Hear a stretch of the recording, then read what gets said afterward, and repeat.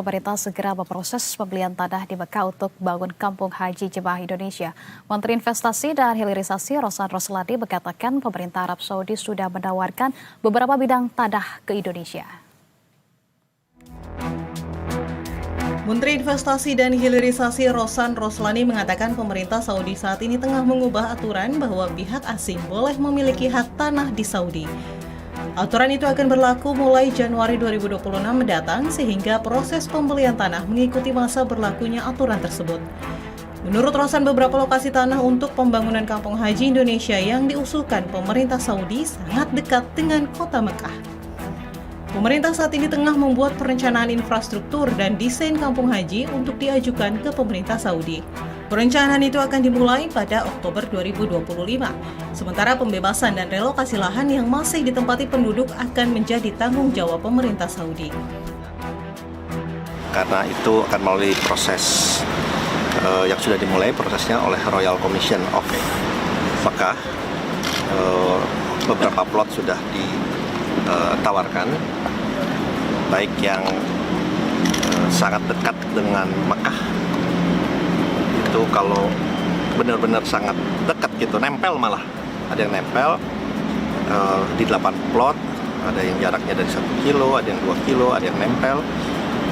Nah, kita akan lanjutin prosesnya karena atas pertemuan Bapak Presiden dan MBS Crown Prince, Indonesia undang-undang dari Arab Saudi ini dirubah untuk kepemilikan boleh dimiliki oleh pihak asing di Mekah. Jadi ini adalah tanahnya itu freehold, hak milik. Untuk pertama kali ini dirubah. Jadi undang-undang ini dirubah. Sebelumnya, Kepala Badan Penyelenggara Haji Muhammad Irfan Yusuf menyampaikan pemerintah membentuk tim khusus untuk mengkaji kemungkinan-kemungkinan kerjasama antara pemerintah Saudi dan pemerintah Indonesia, termasuk merumuskan model kerjasama teknis dan aspek regulasi yang diperlukan terkait pembangunan kampung haji. Sementara Danantara akan memimpin proyek ini. Membentuk tim untuk mengkaji kemungkinan-kemungkinan yang akan bisa dilakukan oleh pemerintah Saudi dan pemerintah Indonesia.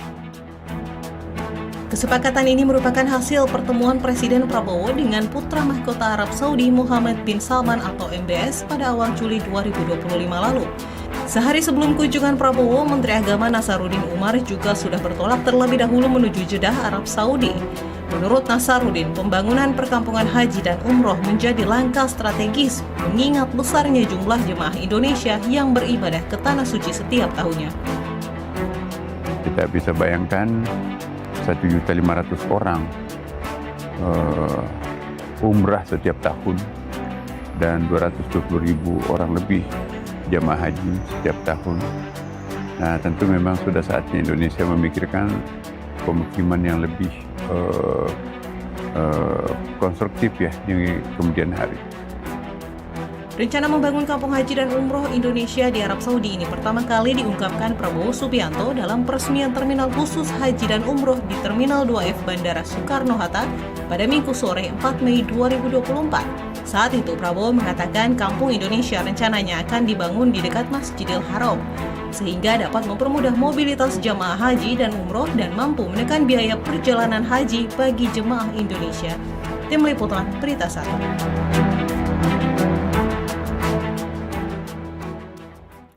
Ya, pemirsa, pemerintah segera memproses pembelian tanah di Mekah untuk bangun kampung haji jemaah Indonesia. Sudah ada 8 slot tanah yang ditawarkan pemerintah Arab Saudi sebagai lokasi kampung haji Indonesia nantinya. Dan untuk membahas lebih dalam, sudah ada Direktur Utama Patuna Travel dan Ketua Umum Asosiasi Serikat Penyelenggara Umroh dan Haji Indonesia atau SYAPUHI, Bapak Syam Resviadi, serta Ketua Komnas Haji dan Umroh, Pak Mustoli Siraj. Assalamualaikum, selamat malam Bapak-Bapak sekalian. Waalaikumsalam warahmatullahi wabarakatuh. Baik, terima kasih. Sebelumnya mungkin saya yang pertama terkait dengan perkembangan dari pembangunan kampung haji ini. Saya ingin ke Pak Mustoli terlebih dahulu. Pak Mustoli, jika membayangkan kemudian dari para jemaah haji Indonesia ini memiliki kawasan sendiri begitu ya, yang kemudian nyaman, rapi, tertata, dekat juga dengan Masjidil Haram sebagaimana cita-cita dari pembangunan kampung haji yang akan dibangun oleh pemerintah Indonesia begitu ya. Nah, Kabar yang terbaru datang dari Menteri Investasi dan Hilirisasi Roslan Roslani begitu yang mengkonfirmasi ada beberapa lahan strategis yang sudah ditawarkan oleh pemerintah Arab Saudi. Menurut Anda kemudian sejauh ini perkembangan yang sudah dihadapi oleh pemerintah Indonesia, seberapa siap kita untuk menyambut peluang besar tersebut? Pak Bustoli.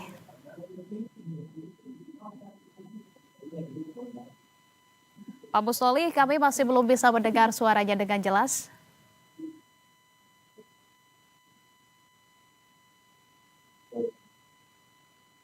Baik, masih belum terdengar nampaknya Pak Bustoli.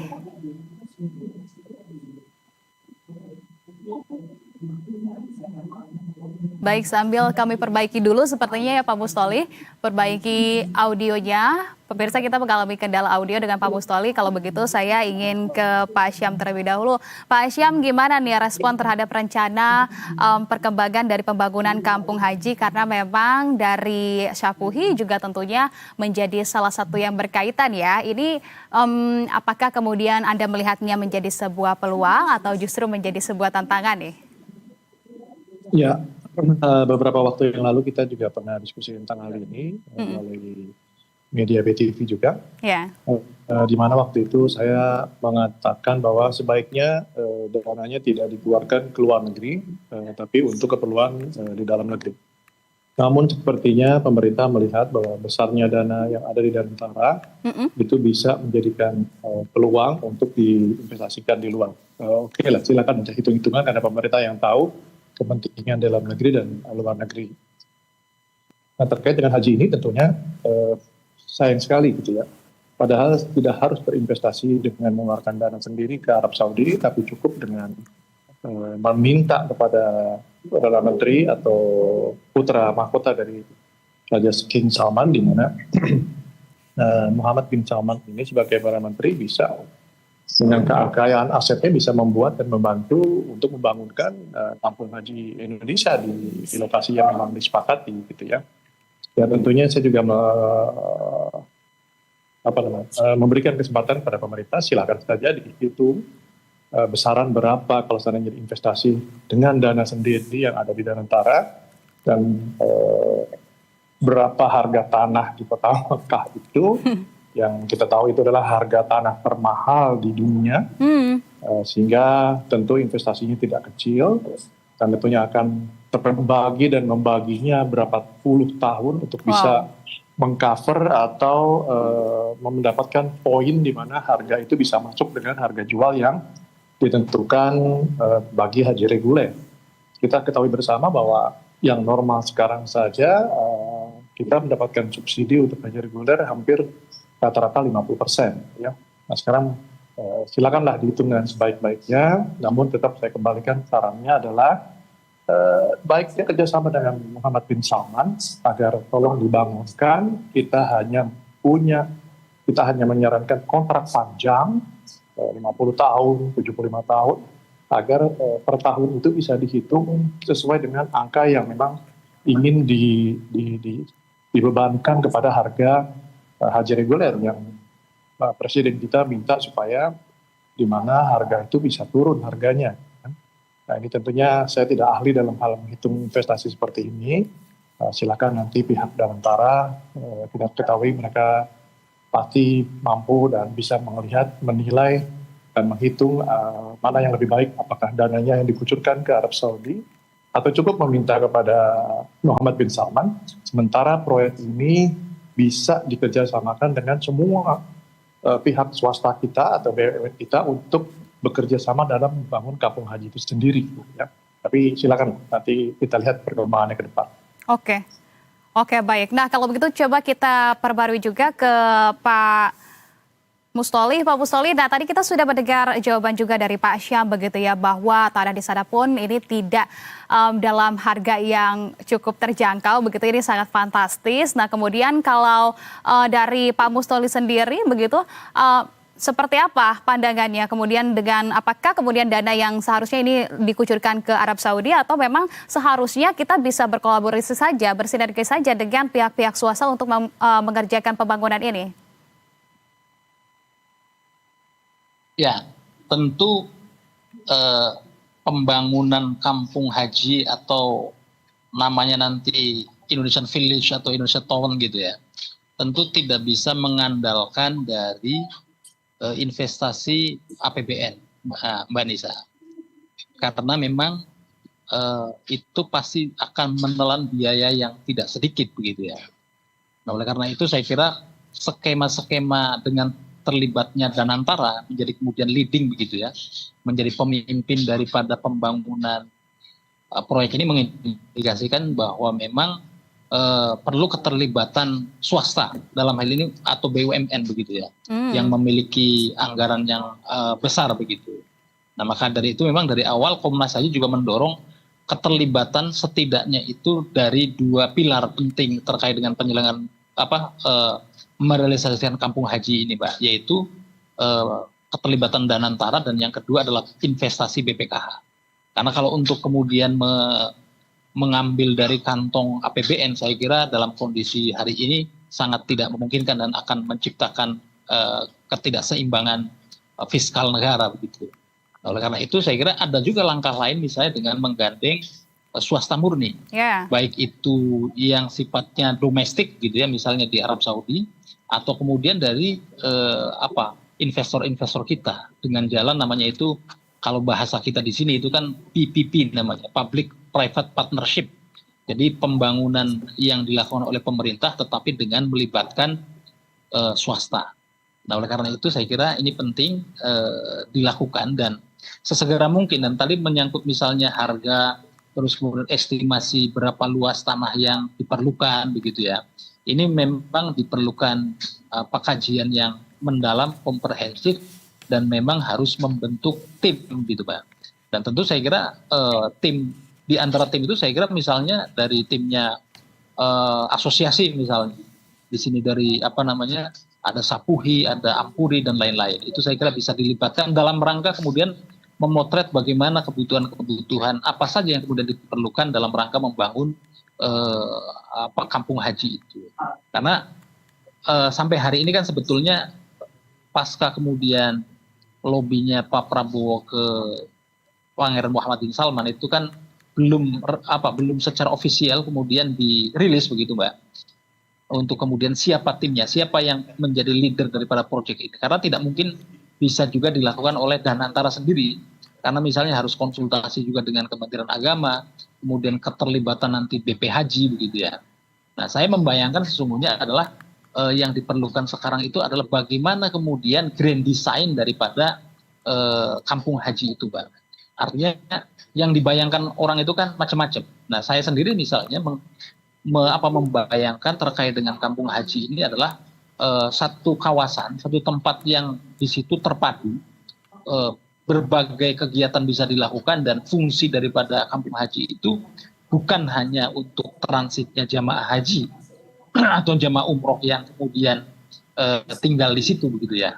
Kalau itu saya kira sangat mubazir dengan biaya yang akan sangat besar begitu ya. Tetapi misalnya berbagai kegiatan-kegiatan itu juga bisa dilakukan di situ, termasuk kemudian pelayanan-pelayanan bagi diaspora Indonesia yang ada di Arab Saudi. Kita tahu bahwa di Arab Saudi itu kan banyak sekali masyarakat kita yang menjadi mukimin di sana gitu ya. Dan termasuk juga mereka yang studi di situ, mereka yang kemudian bisnis di situ saya kira. Nah, ini menjadi tempat di situ. Oke, baik. Nah, dengan adanya kampung haji ini saya kira itu bisa kemudian apa yang dicita-citakan oleh Pak Prabowo itu bisa dilakukan efisiensi berbagai sektor terkait dengan biaya-biaya haji. Begitu, Pak. Baik, oke. Kalau begitu saya ingin tanggapannya dari Pak Syam. Pak Syam, bagaimana ini potensi dilibatkan juga dari pihak swasta khususnya dari Indonesia begitu ya? Masih cukup terbuka lebar dan juga sangat terbuka. Menurut Anda bagaimana tanggapannya? Ya, swasta dari Indonesia ini tidak serta-merta bisa langsung masuk ke pemerintahan Arab Saudi ya Mbak. Karena bagaimanapun juga bahwa swasta-swasta yang ada di Arab Saudi itu juga melirik ini sebagai potensi bisnis buat mereka. Karena ini sudah mereka lakukan sejak Indonesia mengirim jemaah haji ke Arab Saudi. Apakah mulai kemerdekaan kita maupun yang sebelum kemerdekaan kita masih dengan zaman kolonial Belanda. Bahwa di sana mereka biasa melayani haji. Tiba-tiba kalau ini mau direkrut semua oleh swasta Indonesia, sepertinya perlu pertimbangan lebih matang. Karena tentunya yang ini seolah-olah seperti mengambil rezeki dari pihak swasta yang ada di Arab Saudi itu sendiri. Apakah bentuknya kerjasama atau nanti bagaimana, silakan dipelajari lebih lanjut. Tapi ini warning-warning yang harus dipertimbangkan agar nanti pelaksana daripada kegiatan yang ada di dalam kampung haji itu tidak serta-merta harus dari pihak Indonesia seperti yang diinginkan, bahwa kalau kita keluarkan uang semua ke Arab Saudi, ya sedapat mungkin kita juga mendapatkan dana itu kembali ke pemerintahan kita atau ke negara kita, karena kita menyiapkan segala sesuatunya kita datangkan dari Indonesia, ya, termasuk untuk catering, alat-alat kesehatan dan seterusnya dan lain-lain. Namun seperti yang kita ketahui bersama, Danantara sendiri sepertinya dapat pilihan untuk memilih mana daerah yang akan dijadikan kampung haji itu. Nah, tinggal nanti seperti tadi di awal saya katakan, kalau 400 meter dari halaman masjid, sepertinya angka itu terlalu signifikan. Akan jadi mahal jatuhnya. Nah, sementara kalau saya sarankan sebaiknya ambil yang jauh, tetapi siapkan akses untuk bisa masuk ke Masjidil Haram dengan secara masif. Apakah dengan MRT, apakah dengan eskalator berjalan, dan seterusnya. Tapi jangan dengan bis, karena dengan bis jatuhnya jadi seperti yang sekarang dan itu tidak efektif. Ya. Banyak kendala yang terjadi di dalam transportasi untuk kepentingan jemaah dari hotel ke Masjidil Haram. Ya, itu pertimbangan-pertimbangan lebih lanjutnya. Silakan. Iya, selama ini juga kan jemaah menyewa hotel dari tahun ke tahun begitu ya, dengan biaya yang tinggi juga. Lantas Pak Mustoli, tapi apa saja catatan atau mungkin rekomendasi begitu ya dari Komnas Haji terkait dengan proses pembelian tanah di Arab Saudi nih, baik dari sisi hukum maupun kemudian dari manfaatnya, Pak Mustoli?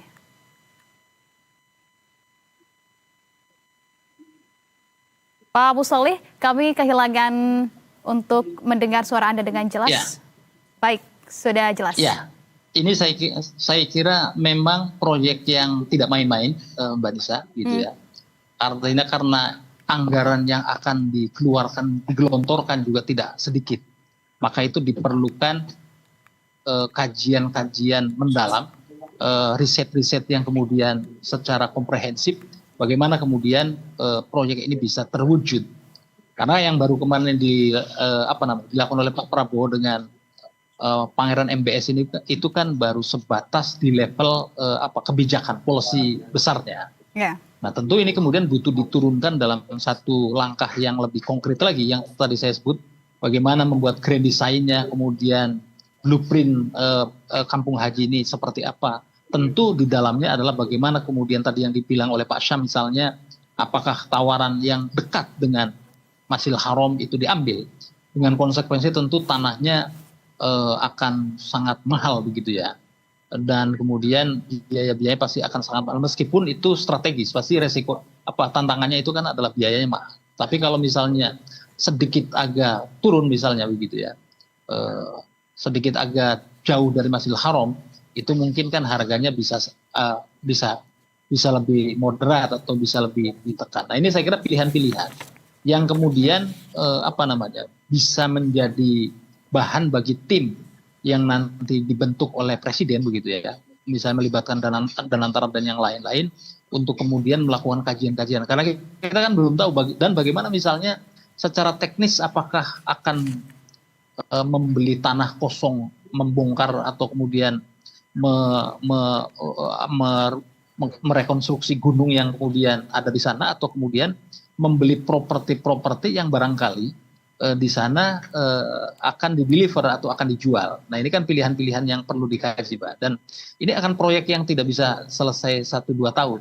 Ini akan menjadi proyek panjang yang kemudian butuh langkah-langkah yang melibatkan banyak sektor begitu ya, banyak aktor juga. Nah, karena itu saya kira terkait dengan hal-hal teknis, misalnya bangunannya nanti seperti apa, dan tentu harus menyesuaikan ketentuan dan berbagai aturan-aturan yang kemudian juga menjadi otoritasnya negara tuan rumah begitu ya. Dalam hal ini adalah Arab Saudi. Tentu apalagi di wilayah-wilayah yang ring 1 seperti yang tadi disampaikan oleh Menteri Investasi, tentu akan banyak regulasi-regulasi, aturan-aturan yang sangat rigid yang kemudian harus dipatuhi oleh kita nanti ketika kemudian melakukan katakanlah konstruksi, mulai kemudian kick off pembangunan di sana begitu ya. Karena kalau daerah situ itu kan daerah Ring 1, itu kan daerah yang dilindungi Pak, bukan hanya dilindungi dari aspek misalnya regulasi-regulasi formal, tapi juga akan ada aspek-aspek spiritual yang kemudian mesti dijaga. Nah ini saya kira dibutuhkan banyak aktor-aktor dan tim yang nanti terlibat itu dari berbagai macam sisi gitu ya. Karena di situ barangkali di dekat Ring 1 itu kan ada jaringan misalnya air zam-zam begitu, distribusi, dan kemudian jaringan infrastruktur di Masjidil Haram, karena Masjidil Haram kalau kita lihat itu kan begitu salah satu bangunan megah terbesar di dunia yang kemudian di sana sangat kompleks ininya, termasuk tidak hanya misalnya situs-situs bersejarah di situ, tapi juga kalau kita pelajari sekilas konstruksi bangunan modernisasi Masjidil Haram itu kan juga menyangkut berbagai aspek, ada terowongan, ada jaringan optik, ada kemudian jaringan kabel dan lain-lain. Nah itu saya kira ketika ada di Ring 1 maka kemudian pilihan-pilihannya adalah mesti hati-hati dan melakukannya dengan cermat. Termasuk misalnya berapa sih yang diberikan oleh Arab Saudi kepada kita? Katakanlah kalau misalnya tanah itu kontrak gitu ya.